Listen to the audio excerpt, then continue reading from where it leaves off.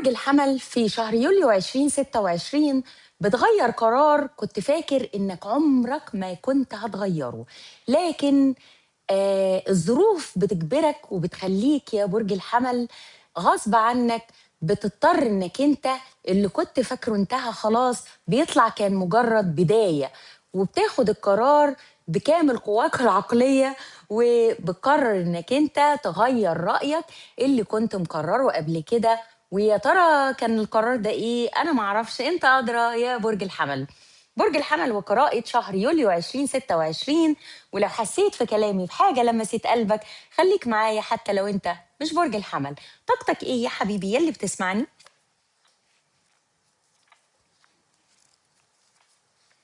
وحشتوني يا حبايب قلبي، وحشتوني جدا جدا جدا.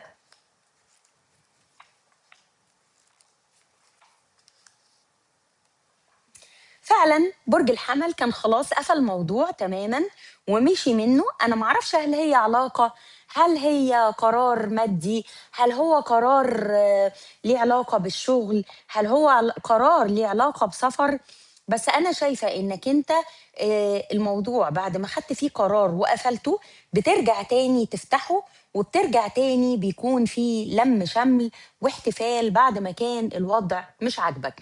بعد تفكير كبير بتلاقي ان الظروف اجبرتك انك انت تغير قرارك ده.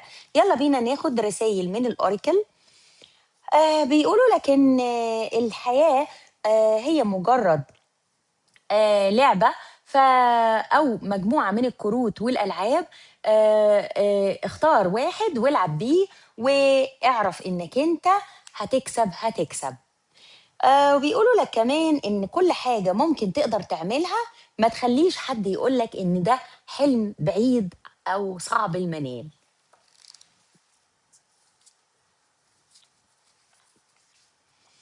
آمم،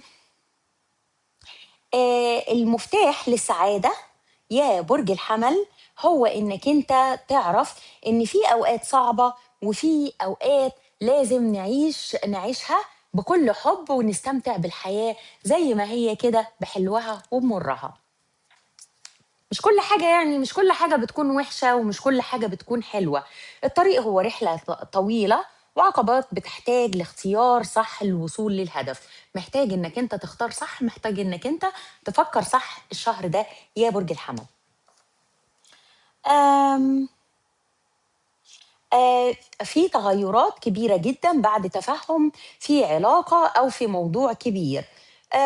ونون كوميتد أو independent بيقول لك إنك أنت خلاص مش هترتبط بأي حاجة أو أي حد يحاول إن هو يوجهك، لأن أنت خلاص بقيت حر نفسك وبتاخد قرارك من دماغك، أو يمكن أنت على طول عمرك كده. المخاوف، حاول إنك أنت تتخلص من المخاوف اللي حواليك يا برج الحمل.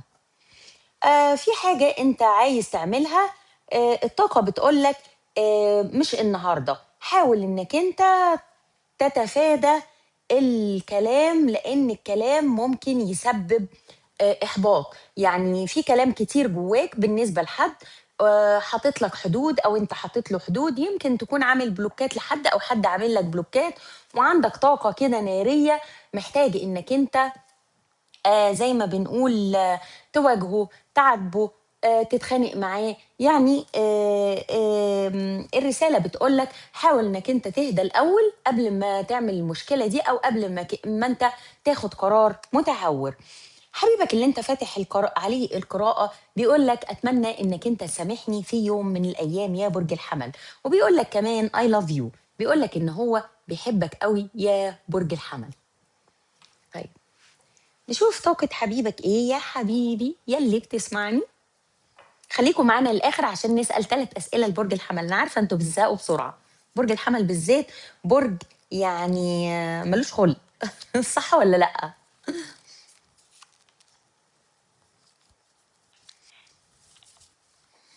حبيبك فيه ندم كبير قوي في طاقته وقاعد منتظرك، بيحاول ان هو يجذبك ليه بأي طريقة. يمكن يكون بيعمل لك تخاطر، يمكن يكون بيحاول يقوى على نفسه كده وبيحاول يبان ان هو تمام قدام الناس، بيحاول يبان كده في أزهى صورة، مهتم بأمور نفسه وبشؤون نفسه، وبيتطوق لبداية جديدة سريعة وبيقول لك العلاقة دي مكملة مكملة يا برج الحمل، سواء شئت أم أبيت مكملة، علشان أنت وأنا بتوع بعض يعني. وأنت يمكن اللي كنت بتقول له الكلام ده يا برج الحمل، صح ولا لأ؟ يعني أنا سامعة صوتك هو اللي بيقول الكلام ده مش حبيبك، صح ولا لأ؟ محتار يا برج الحمل، وعندك طاقة نارية عالية جدا، وعايز انك انت عندك شغف على حبيبك، بتكلم نفسك ليل نهار وبتقول ان حبيبك كمان عنده شغف عليك، واخد موقف انت. انا مش عارفة هل انت انسحبت ولا انت بتفكر تفكير استراتيجي، بتحاول انك انت تفكر باستراتيجية جديدة، لان انت عايز تحط النقط على الحروف، وعايز انك انت توطد العلاقة دي اكتر، ويكون لم الشمل المرة دي مش زي اي مرة. لكن في نفس الوقت زي ما تقول العند راكبك يا برج الحمل، وانت معلي استحقاقك لابعد الحدود. حبيبك بيقول انت خلاص سبتني، بيكلم نفسه وبيقول هل انتهت العلاقة دي ولا ما انتهتش، بيحلم بيك كتير قوي، وبيقوم بيقول ده كان كابوس ما كانش حلم، مش معقولة، هل يا ترى هو راجع؟ طيب بيحلم انك انت ترجع النهاردة قبل بكرة، عايز مكالمة، عايز رسالة، يعني عايز رجوع سريع. لو انت يمكن ما رجعتش، انا معرفش هل يمكن يرجع. لو هو برج مش عندي اكيد هيرجع بكل سرعة، يعني مع الضغط اللي انت بتضغطه عليه ده يا برج الحمل، وانا شايفه انك انت يعني ضاغط عليه جامد، ربما تكون انسحبت بصمت، ما قلتش اي حاجه، يعني سكت فجاه. حبيبك حاسس، انت حاسس انك انت يعني في ظلم كبير وقع في العلاقه دي، وحاسس انك انت برضو انت كمان بتقول العلاقه دي علاقه قدريه، انا مش عارف اعمل ايه، انا بحبه كده كده، بس محتاجين نتكلم سوا احسن من كده. لكن بعد ما اكون ادبته وربيته شويه كده بس اهدى، علشان انا لو قابلته دلوقتي او لو كلمته هتخانق معاه، وهتبقى خناقه كبيره جدا، محدش هيعرف يمسكني، محدش هيعرف يكنترول الموضوع ده خالص. حبيبك لسه منتظر اي تواصل منك، هيحصل كلام ما بينكم، وفي مقابله بتحصل فعلا، وفي بدايه جديده، في حساب بتحاسبوه لبعض، هو بيقول لك انت ظلمتني وانت بتقول له انت ظلمتني، الحق على مين؟ لكن في حب كبير في العلاقه دي. انت يمكن تكون مش عارف حاجه عن حبيبك ده، يمكن بتشوف ان هو مبسوط، يمكن بتشوف ان هو حواليه ناس، يمكن بتشوف ان هو قاعد مبسوط وعايش حياته بالطول وبالعرض، لكن حبيبك مستنيك تتصل بيه او تتكلم او يحصل تواصل، بيحاول يراقبك، بيحاول يعرف اخبار عنك. العلاقة دي فيها حب كبير جدا، هيحصل فعلا حسم في العلاقة دي، وهيحصل فعلا كلام، وفعلا يعني بعد الانتظار وبعد المراقبة في لقاء عاطفي بيتم، بيكون جميل جدا جدا، بيبسطك وبيسعدك يا برج الحمل. مكملين يا شباب. احلى حاجة أنا بجيب من الاخر، يعني عارفين اللي هو ايه. طيب خليكم معانا للاخر يا شباب، نسأل 3 أسئلة لمواليد برج الحمل ونشوف اجابتهم سوا. هنسأل آه، طيب ممكن تقولوا لي برضو، تكتبوا لي في الكومنتات بتشوفوني من اي بلد دلوقتي، ماشي؟ وقولوا لي لو القراءة انطبقت عليك ولا لا، واحكوا لي برضو حكايتكم في الكومنتات، قولوا لي ايه اللي حصل في العلاقة دي بالظبط. انا عايزة اعرف انت ليه متجنن على حبيبك وعايز تربيه. يلا بينا. هل لو انت سنجل او شايف نفسك سنجل يا برج الحمل، هل بتقابل حد جديد في شهر يوليو 2026 ولا لا؟ انت مش عايز حد جديد ولا ايه؟ لا، هو نفس حبيبك اللي حصل طور معاه في العلاقة، هو ده اللي بترجع تقابله وبترجعوا لبعض يا برج الحمل. يعني معظم اللي بيتفرجوا عليا دلوقتي مش سنجل ولا لا؟ مش شايفة حد سنجل بيتفرج دلوقتي على الفيديو ده.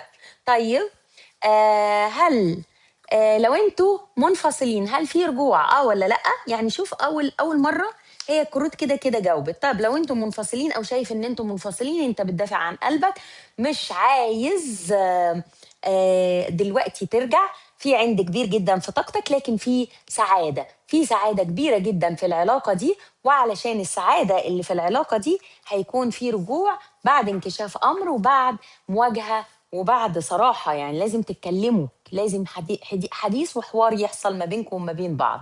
طيب حط أي سؤال في عقلك وبالك ونشوف إجابته سوا ولا لأ. أيوة إن شاء الله بيحصل كل الحاجات اللي سألت عليها يا برج الحمل. وشكرا حبايب قلبي ونورتوني.